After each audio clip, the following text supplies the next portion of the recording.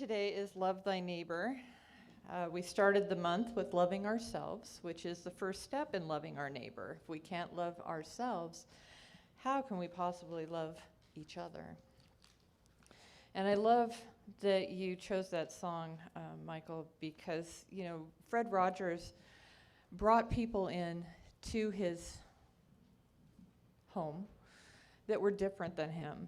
You know, he brought the black mailman in and shared the pool when that was not socially acceptable, and none of this is on my paper. He brought kids with disabilities and showed the world that they are fully whole, perfect, and complete, even in their wheelchairs. He was this person of beautiful inclusion. So that's why I'm crying this morning. I have to say I didn't want to do this talk today. I'm signed up for October 1st. We're doing dichotomies next month, and I didn't want to be so on repeat here. I like to spread myself out so you're not just, hi, I'm back. But I was having trouble finding ministers as I was filling up the calendar, and October was complete. Well, I have the last day in October open right now, but nobody was taking today, and I was starting to panic, so I said, okay, I'll do it. So here I am. Thank you. And I always am reminded that you are my neighbors, you are my people. I'm just talking to my friends. So, yeah, how do we love our neighbors? Like I said, week 1, we started with loving ourselves. Week 2, we looked at love on a spectrum, where there is no one way to love, that love is all-inclusive. There are no boundaries in love. We just are. We are this beautiful expression. And so this week, loving our neighbor. And I want to start. Let's just get into this. So love on the spectrum, let me back up a little bit. We recognize that the love is all around us in infinite form and variety. And it's not bound by color, cultural heritage, or any other lines of division. And in the bookstore last week, I picked up a book by one of my favorite authors, Eknath Easwaran, A More Ardent Fire, where he breaks down every verse in chapter, I think it's 12 in the Bhagavad Gita, which is the chapter on love. And what he says in this chapter is, you may have been born in Rhodesia and your partner in Rhode Island, 2 different environments, different languages, and different cultures. But there is not the slightest difference between the self in you and the self in him or her. All circles merge, and you don't see separate circles at all. Love is playing like a personal fountain in your heart. Love not only for one person, but for all people, all creatures, and all forms of life. And so when we recognize, as we do in this teaching, that love is all there is, why do we sometimes find it so difficult to love our neighbor? And I had somebody over the course of the couple weeks that I've been preparing for this, it's like, well, I love my neighbors. It's those people over there. And I have, you know, I don't know my neighbors very well, which is another, you know, kind of curse of our modern society. But I have these neighbors over here who are really friendly. You know, our dogs get along, we get along. And then I have my other neighbor over here who rescues animals, and so it's like barking dogs all the time. There's cats breeding and cats making more babies that make more babies. There's so many cats, and it's and then I have to stop and remember that's a condition that I'm unhappy with. I can still love her. She's taking care and doing a lot of good in the world. She's taking care of her grandkids. She's got a lot going on, and so I have to remind myself of that. So the concept, love thy neighbor as thyself, the golden rule, is actually a really ancient concept. And I looked up, I went online, and from the website livingpeaceinternational.org, I have a list of variations of the golden rule. And I'm going to kind of go oldest in history to our modern, with Islam being 700 CE, really old too. But the first one is Zoroastrianism, and that actually is one of the oldest organized religions that is actually still practiced today. And this quote comes from about 18 to 15 BCE, before Common Era. Do not do to others what is harmful for yourself. Kind of a negative spin on things. From Hinduism in the Mahabharata, that's about 15th century BCE. This is the sum of duty. Do not unto others that which would cause you pain if done unto you. Confucianism is about 5th century BCE, and Confucius says, do not do to others what you do not want them to do to you. So we have a theme going here. Don't do this if you don't want that. Shintoism, 8th century BCE, we're still before Common Era. Be charitable to all beings. Love is the representation of God. I like that. And it's turned itself around. But the Buddha says in 6th century CE, whatever is disagreeable to yourself, do not do unto others. So we come to Judaism, which I don't have dates, but it's also equally old in the Common Era, before Christ, before Common Era. And we find this passage in Leviticus 19:18. And for those of you not really that familiar with your Hebrew Bible, with your Torah, Leviticus follows Exodus, which is the first book that goes from Adam and Eve, well, actually prior to Adam and Eve, when all of creation is made and everybody is made in God's image, they are made. No women coming from ribs or anything. That's the part I like. Leviticus is after the Exodus. And so the tribes of Judaism are starting to, get settled. It's a tribal culture. And this is basically the book of rules and regulations. This is what you can eat. This is how you have society formed. This is what the priests do. So it's all the rules and regulations. And just after the set of 10 Commandments that we are familiar with, because there's actually 3 different versions of 10 Commandments. 2 are very similar. One is don't mix your goat milk with your goat meat kind of thing.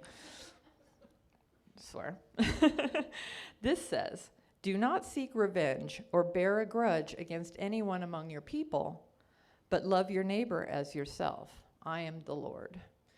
And what I find a little problematic in this is that it's telling us to love our people. Love us like me. Those people out there, not so much. And we have this history of othering in our country. The United States is built on this concept, which is really beautiful, that, all men are created equal, all people are created equal. We have this really high standard, but the lived reality of our country is the exact opposite. We have the Pilgrims and the famous story, we have Thanksgiving coming up in a couple months, where the indigenous people helped the Pilgrims survive. And then once they got settled, the Pilgrims othered the natives, the indigenous people. All of a sudden they're savages, they're being pushed out, we're othering them so that it's okay to push them out, to eliminate them because they're in our way. We have immigrants, both voluntary and involuntary in our history, where we have othered them. African Americans that were brought over here in slave trade. That was very common in the time all around the world. Slavery was happening, and traditionally in the Bible, slavery is a condition out of war. You're taken as a slave out of the result of war, or you might be indebted to somebody and you're their servant until your debt is paid. But we brought a whole group of people here to farm our lands. They were property. We have the Chinese Americans that helped build the railroad that we othered and put away because they're different than us. We have the Mexicans where we appropriated their land. We put them to work in our fields, and yet they're somehow not good enough. They're somehow separate. They are othered. And we can say that about, We've gone through that with the Italians and the Irish, and name a group, they've been othered, right? Women. We'll just go with 50% of the population. Women were second-class citizens, and we earned the right to vote about 100 years ago. We earned the right to have our own credit card in the 70s. We had to fight for our rights to be equal, and we're still moving in that direction. We still have this tradition in our wedding ceremonies where women are given away. You're handed off by your father figure to your husband figure. And so there's this possession that we are given to somebody. And I've never seen a man be given away by his mother. Maybe some men should. I don't know. Help cut that tie, right? We other based on sexuality, who we love, how we identify in our bodies. These people that are challenging the bigender, that are gender fluid. And we're othering these people because they're not like us. They're not how we think things should be. Science. We are divided about science. We have those people that have long questions how old the Earth is and whether humans and dinosaurs live together. But now we also have the validity of climate change and whether vaccines are valid. We have these divisions going on. And then politics, right? When I was a kid, there was no red states and blue states. We were the United States of America that had Republican Party and Democrat Party and a couple other little fringe parties that in our current system don't really matter, sadly. But now we have these red states and these blue states, and we're warring about who's right and who's wrong, and and we can't talk to each other. But I want to say in the Jewish tradition, before I move on, that the Talmud, which is a collection of commentary by rabbis over time on the Torah, their version of the golden rule is, what is hateful to you, do not do to your fellow man. Simple. This is the entire law. All the rest is commentary. And then we move to Islam. I'm skipping Christianity for the moment.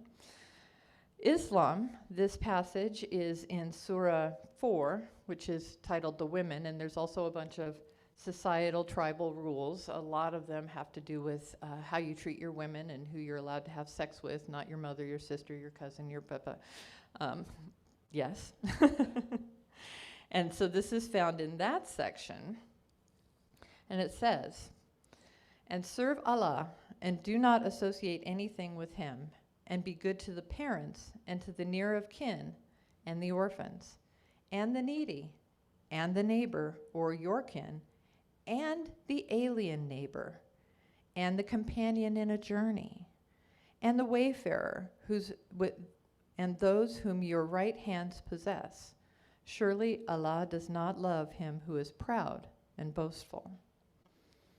So as I said, this surah also deals with societal rules, particularly around women. But it echoes a lot of the same social taboos that are listed in Leviticus. Both religions are rooted in tribal roots. They have tribal roots. And so in that environment, it's very, to keep the tribes safe and together, there is this othering, this outsiding. After the death of the Prophet Muhammad, peace be upon him, eventual division of Islam happened, and they have the branch of the Shia and the Sunni, and they fight amongst themselves. Again, just like the Talmud, they have hadith, which are commentaries on the Quran, and Imam Nawawi from 7th century says, none of you will believe until you love for your brother what you love for yourself. So there is that redirection. Now, we're most familiar with Master Teacher Jesus. In Christianity, we are a Christian-based culture. I didn't even include that in my list of divisions, but we are divided over religion in this country as well. From Matthew, and this is also in other forms in several of the other Gospels.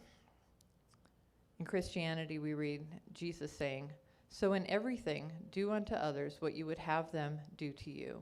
This sums up the law and the prophets. And the law that we're talking about is really reciprocity in our CSL speak, right? It's karma. What you go out, what you put out is what comes back to you. And the prophets are the collection of the teachings that came before. Jesus directly is speaking to the Torah, to the Talmud, to the teachers that came before him. He is Jewish. Remember this. Christianity was not a thing when he was walking the planet.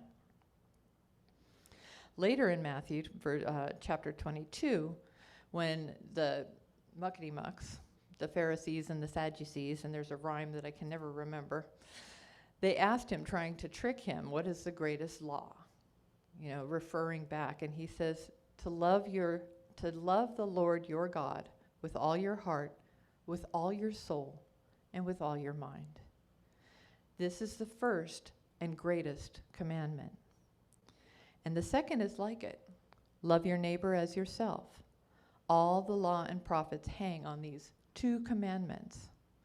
So he's reduced all of these rules and regulations to love God with all your heart, all your soul, all your mind, and love each other. And the Bhagavad Gita, that's what the whole book is really talking about, is how to love God. And I didn't write the passage down, so this is from memory, but like I said, I've been immersed in this all week, so.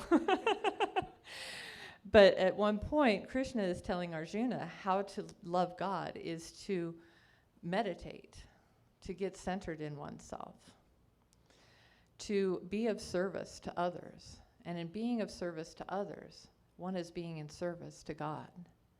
And to give up the fruits of your labor, to not be attached to whatever it is that you're doing, knowing that it is God's to begin with and to end with. So if we love God, God is not separate and out there, but as the divinity that lives within everyone, we can see how simple this teaching is. Love God, love each other. In loving each other, we love God, and the circle is complete. So I talked earlier about the divisions of America, the divided states of America. And it's okay to love our neighbor as long as they look like ourselves. So how do we break down these lines of division and truly begin loving each other? It's one thing to have it in your head, but it's another thing to live it. How can we see spirit in even the most despicable people and situations? Now, as Jesus reminds us, loving your neighbor is easy. It's all those other people, the enemies, that is our challenge.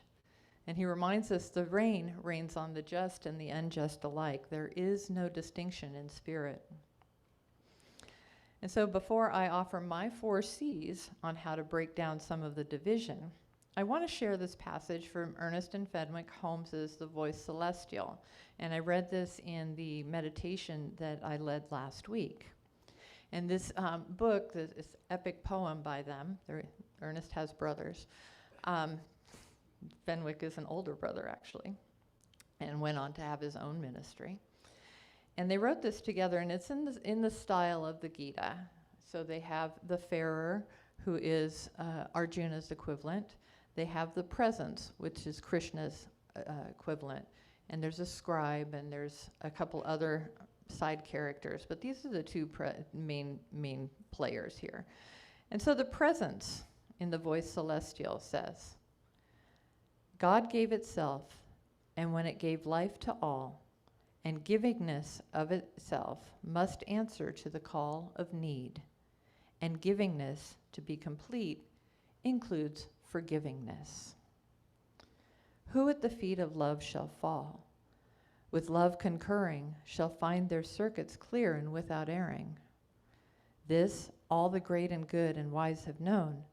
Those who forgive shall have forgiveness shown. Clear thou thy heart from grudge against another. Act toward thy foe as if he were thy brother. For the curse or blessing ever is reflected in equal kind to that which is projected.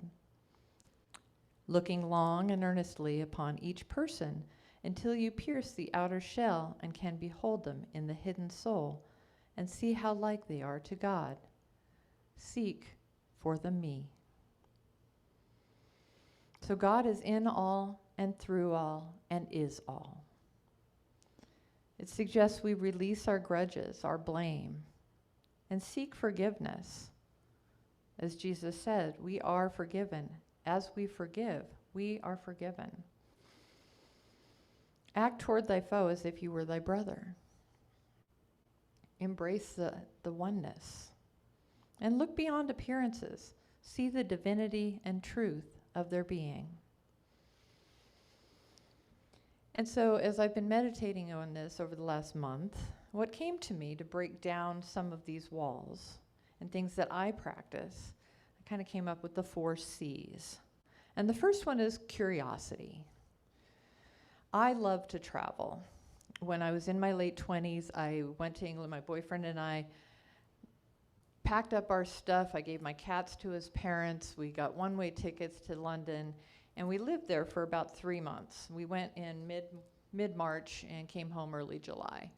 And I remember about May, I was riding on the tube, the train there in town, and I saw a family of Americans come on the train. And I can tell without even hearing their accent, they were American because of the way they acted. And I could see, I had been in England long enough to see what other people see in us when they say that Americans go around the world being arrogant, and this is, we are very, we claim our space. That's part of our heritage, good or bad, right? And I could just tell from the way they came in and the way they owned their space and the way they were so self-centered in what they were doing that they really weren't even aware of what was going on in the rest of the train, and I really saw that. And that is one of my curiosities when I'm traveling, is how do people see us? When 9/11 happened, that we just celebrated the anniversary or remembered the anniversary, when that happened, I was horrified. I remember, as many of you do, where you were, what you were doing. And I remember my first question is, what did we do to piss those people off? That was my first question. Why?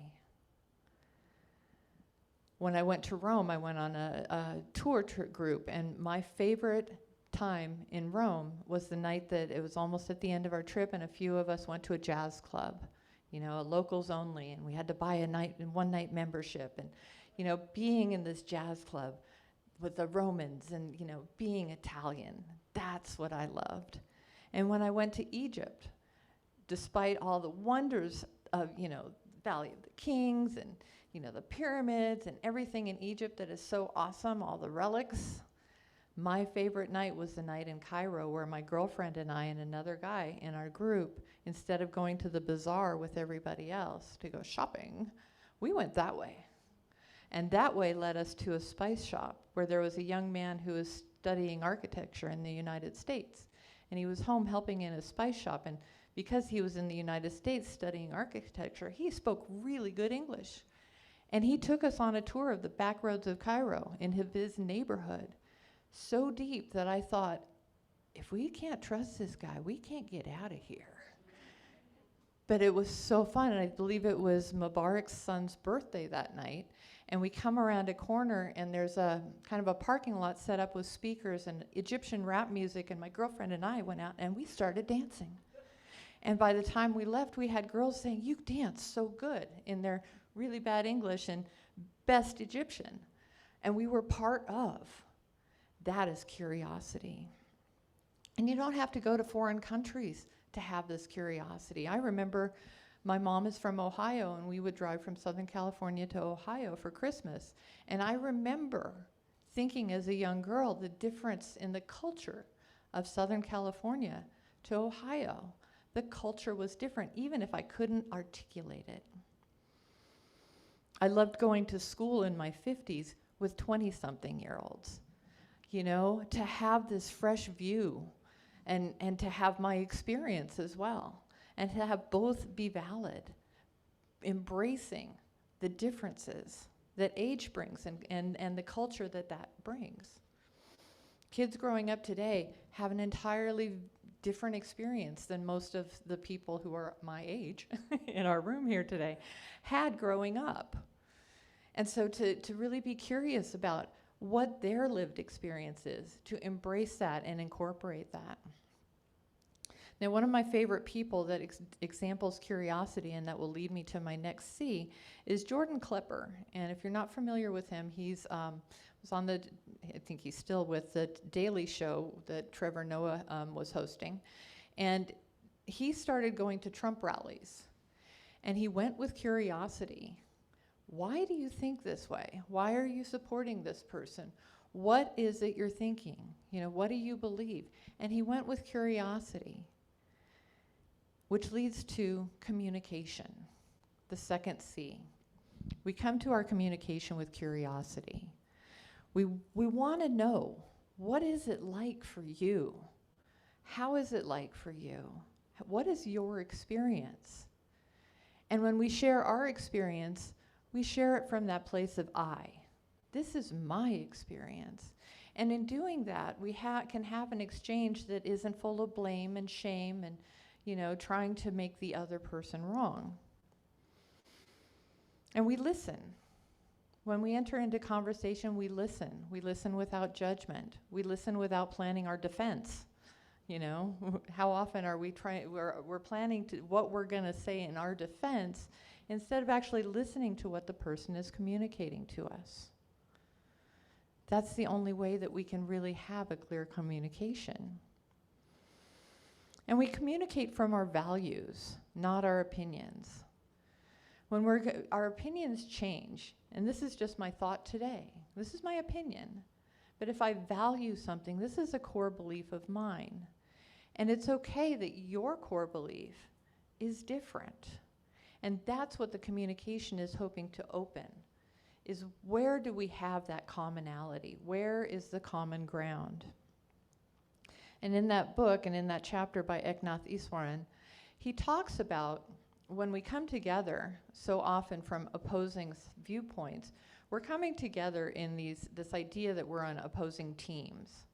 And he points out that in spirit, we are all on one team. The enemy, the visiting team, is the issue we're having a problem with. And so that shifts our attention from each other to putting us on the same side, looking for a common solution to the issue that we have between us. And so it's a great way to pivot our point of view, that we're no longer looking at the other as the other.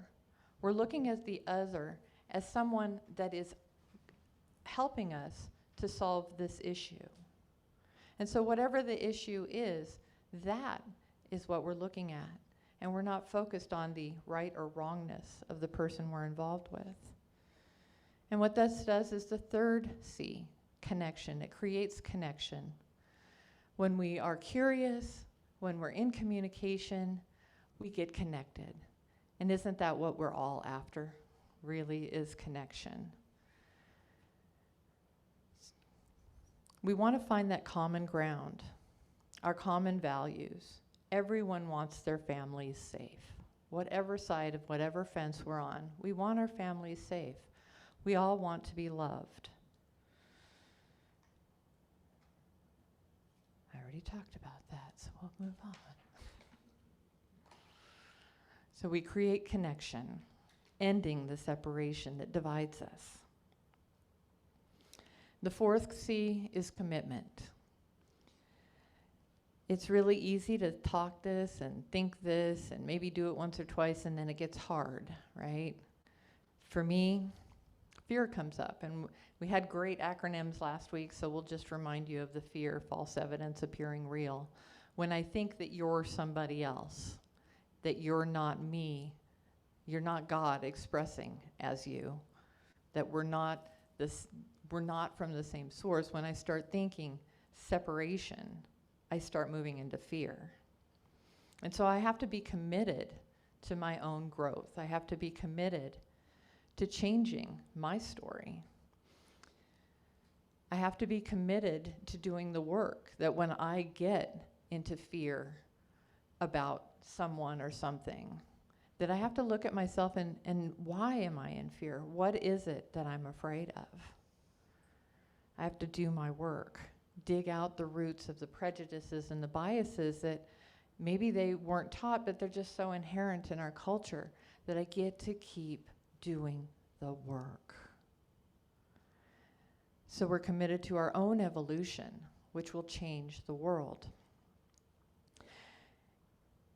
And so I want to share with you Tracy Brown's list. She is a practitioner out of CSL Dallas, and Maria's nodding her head because she is one of the pillars in the practitioner world in CSL.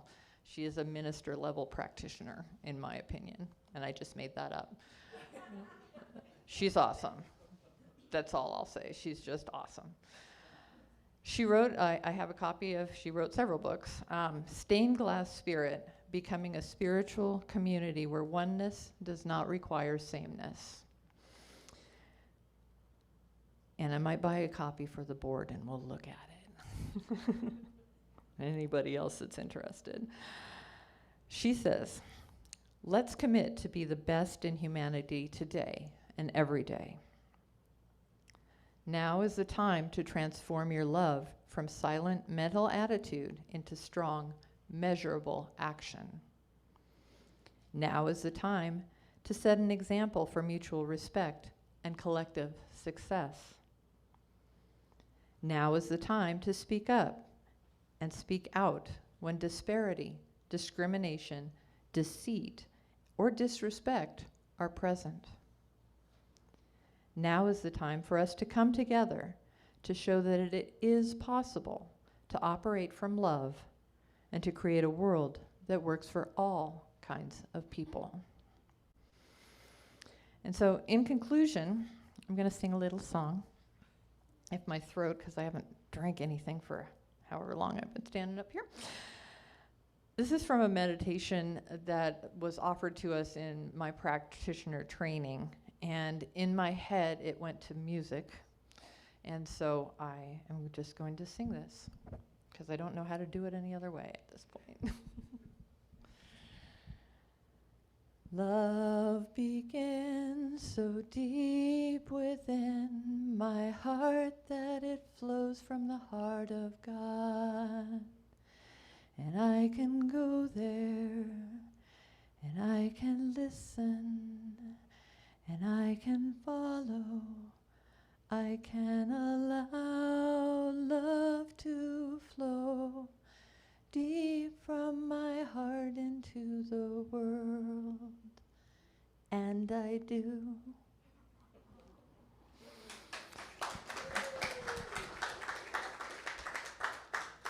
So let's go ahead and take that into prayer. If it's comfortable, you can close your eyes, take a deep breath. And if you missed today's meditation, Maria played Michael Gott's There Is Only Love. Love that heals, love that sets us free. And so as we breathe into this love, into this moment of now, we know there is only love. I know this one love expresses itself in infinite form and variety. It is the wealthy and it is the unhomed.